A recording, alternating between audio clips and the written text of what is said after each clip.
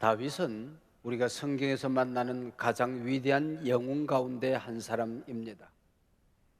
물맷돌 하나로 골리앗을 죽임으로 말미암아 하루아침에 스타덤에 오르게 되지요.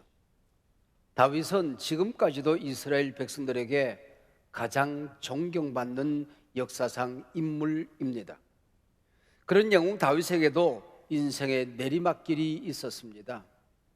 지난 시간에는 인생의 내리막길에서라는 제목으로 다윗이 올라갈 때 보지 못한 곳을 그 내리막길에서 어떻게 보았는지, 올라갈 때 얻지 못한 보석을 그 인생 내리막길에서 어떻게 얻었는지 하는 말씀을 살펴보았습니다.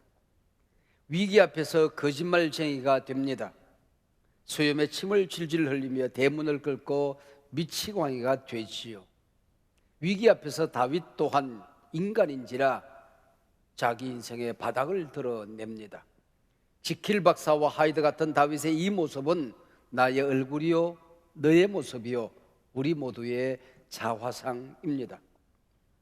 하나님의 은혜가 아니면은 인생은 너나 할 것 없이 밑바닥으로 추락할 수밖에 없다는 사실을 그런 내리막길에서 깨닫게 됩니다. 그리고 흩어진 마음을 다잡습니다. 주님, 이제 내 마음이 확정되고 확정되었습니다. 내게 찾아온 이 600여 명의 무리들과 함께 새 시대를, 새 역사를 만들어 가겠습니다. 내가 새벽을 깨우리로다 결단하고 일어섭니다. 다윗은 함께하는 동지들과 광야 망명길 쉴 곳을 찾아 나서게 됩니다. 광야 여정 10년 세월입니다. 성경을 잘 살펴보면 광야 스토리 15개 정도가 등장합니다.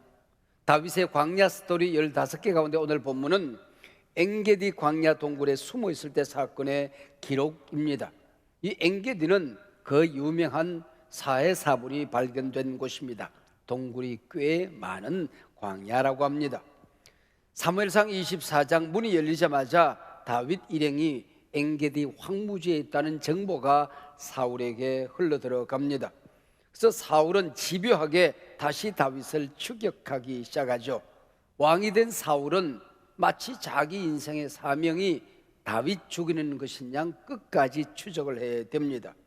그래 다윗은 20대 모든 시간을 사울을 피해 국내외로 망명 다니는 사건으로 보내게 되지요. 도망만 다니는 게 아니었습니다. 골짜기는 어디 있다, 길은 어디 있다, 산행도는 어디 있다, 굴 하나 어디 있고 도망갈 곳, 피할 곳은 어디다, 산지 사냐를 잘 익히게 되는 것입니다. 이것이 후에 왕이 된 다음에 여러 전쟁에서 승리하는 미끄럼이 되었던 거지요. 시편을 읽어 내려가다 보면 이 도망길에 쓴 탄식시들이 많이 있습니다. 시편 32편 한편에서도 여호와여 내가 주께 피하오니 나를 영원히 부끄럽게 하지 마시고 주의 공의로 나를 건지소서. 내가 나의 영을 주의 손에 부탁하나이다. 나를 원수의 수중에 가두지 아니하셨고 내 발을 넓은 곳에 세우셨음이니이다. 여호와여 내가 고통 중에 있사오니 내게 은혜를 베푸소서. 내가 근심 때문에 눈과 영혼과 몸이 쇠하였나이다. 죽게 생겼다 그 얘기입니다. 죽지 않고 산 것이 하나님의 은혜다 그 고백이죠. 엔게디는 물이 있고 쉴만한 휴양지 계곡입니다. 이 엔게디 황문지에는 많은 굴들이 있습니다. 큰 굴은 한 번에 10,000명, 20,000명, 30,000명까지 숨을 수 있는 굴 속에 또 다른 굴, 굴 속에 또 다른 굴이 있는 그런 곳입니다. 바로 이곳 엔게디에서 숨어 쉬는 동안에 자신을 추격하는 사울을 죽일 수 있는 절호의 찬스, 기회를 만나게 됩니다. 다윗이 만난 이 최고의 기회는 곧 다윗의 최대의 위기 상황이었습니다. 곧바로 사울 왕을 죽이는 이 엄청난 살인을 벌이고 왕권을 쟁취해야 할 것인지, 아니면 다시 도망을 다니며 자신의 목숨과 미래를 하나님 손에 맡겨야 하는 것인지, 오늘 본문의 결론부터 말씀을 드립니다. 다윗은 믿었습니다. 하나님의 약속은 하나님의 방법으로 이루어진다.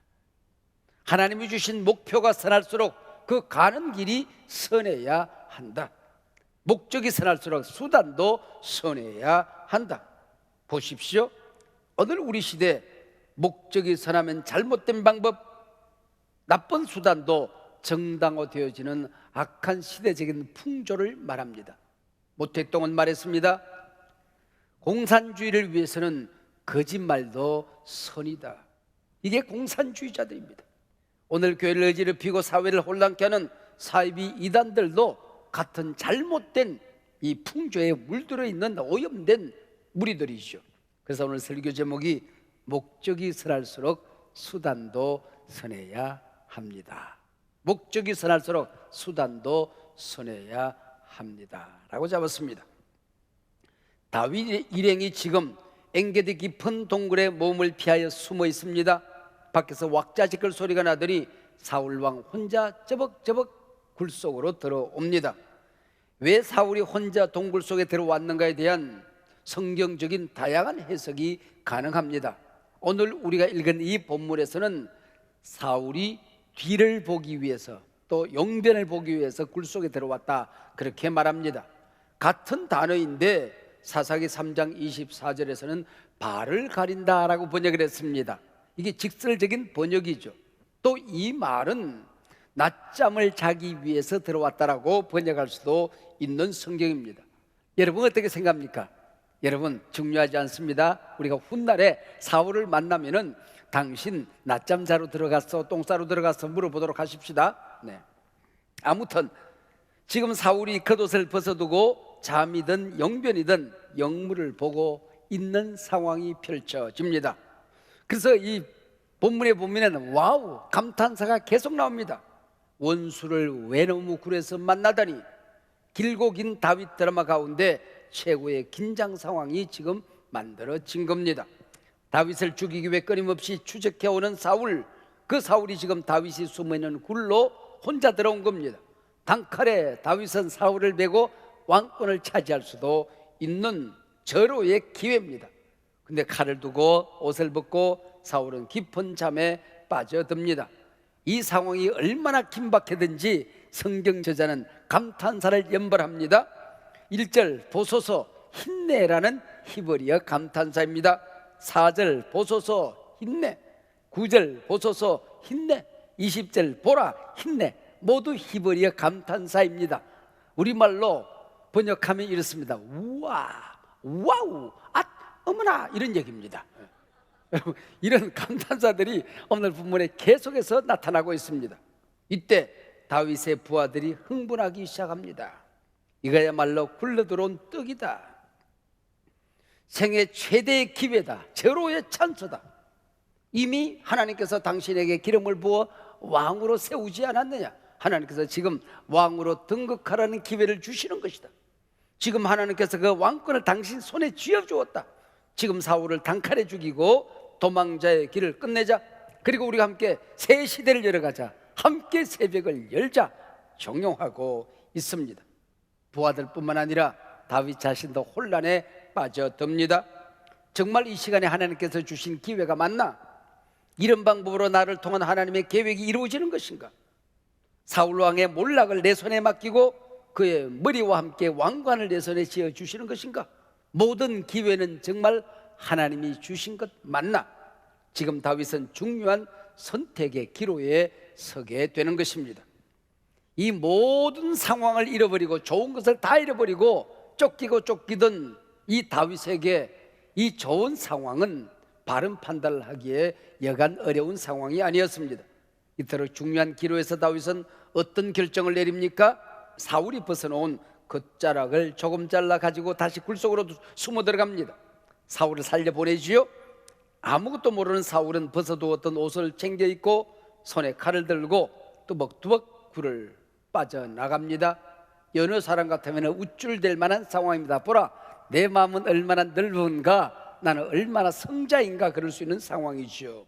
그러나 다윗은 지금 왕의 옷자락을 자른 일로 가슴 아파합니다. 내가 잠시나마 내 아버지 내 왕을 죽이려고 망설이다니, 이와의 기름 부음 받은 내 주를 치는 것은 여호와께서 금하시는 것이 아니었던가? 왕이 비록 잘못된 길로 걸어간다고 할지라도 그 권위는 하나님께서 세우신 권위니 내가 심판할 일이 못 된다. 그를 살리든 죽이든 심판권은 오직 하나님에게 있다. 복수하는 일을 나는 하지 않겠다. 그를 용서하겠다. 그를 사랑하겠다. 나는 왕을 선대하리라. 이것이 다윗의 결정입니다. 사울이 동굴에서 나와 저만치 발길이 멀어지자 다윗이 동굴 밖으로 나옵니다. 언덕에서 소리를 치지요. 아버님 소리칩니다. 사울을 향하여 엎드려 절라고, 아버님, 제 손에 있는 옷자락이 뭔지 아시겠습니까? 얼마든지 왕을 죽일 수 있는 상황이지만 저는 왕을 해쳐서 제 손에 피를 묻히는 일은 하지 않을 것입니다. 다만 아버님의 옷자락만 베었을 뿐입니다.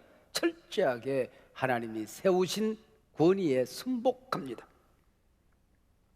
다윗의 진심을 알게 된 사울 왕이 흐느껴 웁니다. 내 아들 다윗아, 이 목소리가 정말 내 목소리냐? 나는 너를 죽이려고 했는데 너는 내게 사랑을 베푸는구나. 나를 죽일 수 있는 그 상황 속에서 너는 나를 용서하는구나. 하나님께서 내게 선으로 갚으시기를 원하노라. 보라, 결국 너는 왕이 될 것이다. 네가 세우는 그 나라가 견고하게 설 것이다. 그리고는 잠시나마 사울은 추격을 멈추고 광야를 떠나 궁궐로 들어갑니다. 여기까지가 오늘 본문 사무엘상 24장의 대략적인 내용입니다.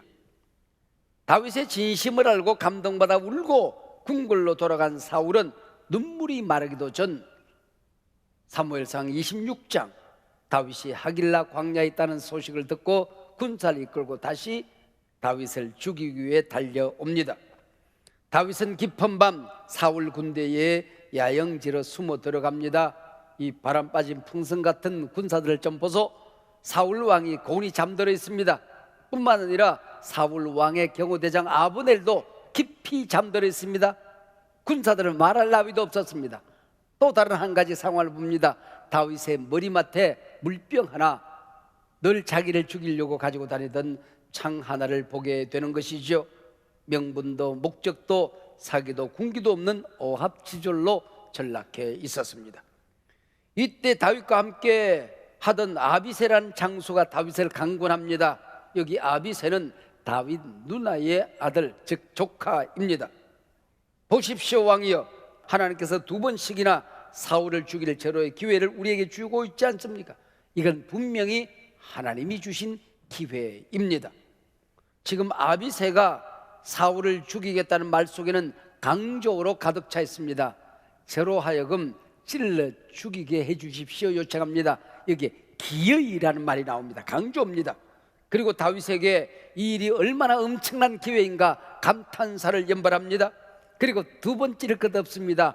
단 한 번 찔러서 단칼에 무서운 강조를 쓰고 있습니다. 만약 이토록 강한 요청을 다윗이 냉혹하게 거절한다면 다윗과 다윗의 군사들이 이제는 갈라설 수도 있는 위기 상황입니다. 하나님이 세우신 왕이 아닌 게벼 비겁쟁이여. 그러나 보십시오, 다윗의 태도는 분명했습니다. 심판은 하나님이 하신다. 내 손으로 하나님이 세우신 종을 죽일 수는 없다. 그리고는 머리맡 창과 물만 들고 나옵니다. 이 두 번의 절호의 기회에서 다윗이 얻은 것은 세 가지밖에 없습니다. 겉옷자락을 자란 너덜너덜한 걸레 쪽지 하나, 물병 하나, 창 한 자루가 전부였습니다. 회개도 반성도 모르는 사울이 깊이 잠들어 있는 모습을 볼 때 다윗의 마음이 어땠을까요? 더더구나 그물에 놓이는 창은 어떤 창입니까? 왕의 정신병을 치료하기 위해서 검은고를 탈 때에 갑자기 옆에는 창을 손에 들더니 너를 벽에 박아버리겠다고 창을 쉥 던지던 바로 그 창입니다. 그리고 매일같이 창을 갈고 가는데 적을 무찌르기 위해서 아니라 자기 아들 사위 다윗을 죽이기 위해서 갈았던 그 창이 눈에 들어옵니다. 왜 갈등이 없었겠습니까? 오랜 세월 고달픈 망명 생활도 한순간에 끝낼 수 있는 기회입니다. 다윗도 사람인지라 충분히 갈등했을 것입니다. 그러나 다윗은 끝까지 하나님의 심판권을 믿었습니다. 용서의 길을 선택했습니다. 하나님의 말씀의 능력을 믿었습니다. 자신이 가장 힘없고 연약할 때 하나님을 신뢰했습니다. 하늘 법정의 공의를 믿었습니다. 죽일 수 있는 상황에서 죽이지 않는 진정한 힘을 발휘했던 것이지요. 하나님의 심판권을 가장 절박한 위기 상황 속에서 신뢰했던 신앙의 사람이었죠. 하나님의 뜻이 아니면 굴러들어온 떡을 거절할 수 있는 용기, 진정한 용기의 사람이었습니다. 만약 다윗이 아빗의 장수와 부하들이 강권하는 말을 듣고 창을 들어 사울을 찔렀다면 어찌 되었을까요? 24장과 26장을 읽으면서 문득문득 찌르지, 그냥 끝장내지 하는 생각을 우리는 하게 되는 것이죠. 만약 다윗이 사울을 찌르고 끝장내고 왕권을 얻었다면 어떤 상황이 벌어졌을까요? 다윗의 왕국은 피 흘려 세운 반란군의 왕국이 되고 말았을 것입니다. 메시아 왕국의 그림자는 아닙니다. 하나님이 세우는 사랑의 왕국, 평화의 왕국은 될 수가 없었던 것이죠. 아빗의 이 강권은 십자가 위에서 내려와 로마를 무찌르고 유대를 독립시키라는 유혹과 조금도 다를 바가 없었던 것이죠. 오늘 본문을 통하여 웅변적으로 다윗은 외치고 있습니다. 하나님 나라는 하나님의 방법으로 이루어진다. 할렐루야. 하나님이 주신 선하신 약속은 반드시 선하신 방법으로 이루어져야 한다. 하나님의 계획은 하나님의 손으로 이루어진다는 사실을 추호도 의심하지 않았습니다. 이 일로 다윗은 하나님과 임금 백성들에게 의롭다 일컬음을 받게 되는 것입니다. 원수까지 감동하고 다윗에게 복을 빌어줍니다. 심판주 대신 하나님께서 의로운 재판을 하시는 것입니다. 과연 그는 영웅이었던 거죠. 사랑하는 여러분, 여러분이 지금 겪고 있는 상황이 너무나 힘들어 세상적인 방법, 불법, 편법으로 해결하고 싶은 유혹이 있습니까? 상대의 약한 비난과 공격에 맞서서 악을 악으로 맞서고 싶은 충동이 있습니까? 인생의 막다른 골목에서 길 하나가 나타났습니다. 분명 그 길이 하나님의 뜻이 아니건만 그 길로 가면 성공할 것만 같아서 그 길로 뚜벅뚜벅 걸어가고 계십니까? 기억하십시오. 역사의 주인은 하나님이십니다. 하나님은 살아계십니다. 하나님의 말씀대로 순종하는 길이 정의의 길입니다. 하나님이 돌리는 역사의 맷돌은 비록 천천히 돌아가지만은 정확하게 돌아갑니다. 선이 피해를 입고 악이 이기는 것 같고 장께 많은 사람이 이기는 것 같고 악한 수단과 방법을 가리지 않는 사람들이 이 세상에 성공하고 승리하는 것처럼 보이지만은 하나님의 정의는 승리합니다. 악은 망합니다. 하나님께서 하나님의 백성들을 지키십니다. 믿으시길 바랍니다. 우리가 사는 하루하루 마음 상한 일들이 얼마나 많이 있습니까? 억울하고 분한 일들이 얼마나 자주 일어납니까? 나를 해치고 괴롭히는 사람을 악으로 대할 수밖에 없는 상황들은 오죽이나 많습니까? 세상 일이 꼬이고 꼬여서 내 힘으로 풀 수 없는 난제들은 얼마나 많이 쌓여져 가고 있습니까? 오해받아 울분을 터뜨리고 싶은 일들이 얼마나 많이 있습니까? 그러나 기억하십시다. 원수 갚는 일은 하나님께 맡기고 사는 것이 하나님의 사람들입니다. 여러분, 우리가 인생 여정 걸어갈 때 우리 앞에 언제나 두 길이 나 있습니다. 사울의 길과 다윗의 길입니다. 언제나 우리 앞에 내 감정, 내 기분대로 세상적인 방법으로 문제를 해결하고 싶은 사울의 길이 놓여 있습니다. 또 한편 사랑의 방법으로, 말씀의 방법으로, 은혜의 방법으로 이 문제를 해결하고 손해보는 다윗의 길이 우리에게 있는 것이죠. 의로우신 재판장 하나님께서 선하게 갚아주실 줄로 믿습니다. 내가 적어도 하나님의 사람이라면, 내가 받은 약속이 하나님의 약속이 맞다면, 내가 걸어가는 인생 여정이 하나님의 계획 안에 있다면 모든 것이 하나님의 계획대로, 하나님의 뜻대로, 하나님의 방법으로 이루어져야 한다. 믿어주시면 아멘 하시길 바랍니다. 사랑하는 여러분, 사울이 도간에 든 쥐처럼 스스로 다윗의 손안으로 기어들어옵니다. 단칼에 그를 죽이고 망명생활 청산하고 정권 왕권을 쥐고 싶은 유혹이 왜 없었겠습니까?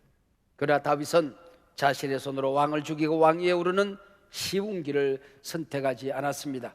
하나님의 주권, 심판권을 믿었습니다. 다윗은 원수 갚는 길을 선택하지 아니하고 용서의 길을 선택했습니다. 그리고 원수의 마음까지 감동시킵니다. 원수로부터 축복을 받아냅니다. 신앙생활 하면서, 인생 여정 살면서 원수로부터 칭찬받아 보셨습니까? 원수들이 여러분을 축복하는 축복을 경험해 보신 적이 있으십니까? 다윗의 시편을 읽어 내려가다 보면 원수란 말이 80번쯤 등장합니다. 자신의 심장을 찌르는 원수의 말 한마디, 원수의 간삼, 간악함이 다윗의 심장을 난도질했습니다. 그러나 그는 원수갑지 아니하고 사랑으로, 용서로, 기도로, 말씀으로 그 원수를 녹여냈습니다. 어려운 상황을 녹여냈습니다. 언제나 다윗은 억울한 일을 당할 때에 그 모든 일들을 스승으로 삼았습니다. 내 신앙, 내 품성, 내 삶을 성숙시키는 기회로 삼았다는 말입니다. 인생 살다 보면 내 인생의 스승은 언제나 형통이 아니고 고난 아니었습니까?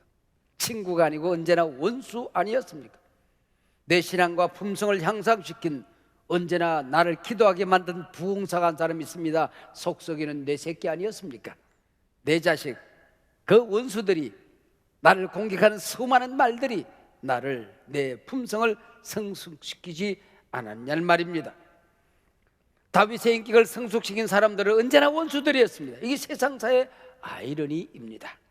우리 속담에 꽁 잡는 게 매라는 말이 있습니다.